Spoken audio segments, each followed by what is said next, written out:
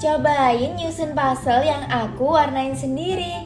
Jadi beberapa hari lalu aku udah bikin konten ngewarnain puzzle ini nih. Sekarang aku mau coba bongkar dan susun ulang puzzle-nya. Langsung aja kita cobain. Pertama, aku keluarin dulu semua isi puzzle-nya. Aku tarik satu persatu soalnya ini tuh masih kayak lengket-lengket gitu. Terus barulah aku mulai susun. Aku susunnya itu dari bagian pinggir-pinggirnya supaya lebih mudah.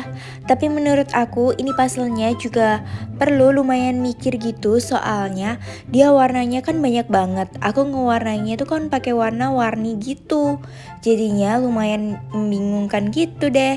Tapi aku mulai dari bagian pinggir-pinggirnya dulu, terus baru kemudian ke bagian tengah-tengahnya. Dan sekitar 5 menit aja udah jadi deh puzzle unicornnya. Siapa mau?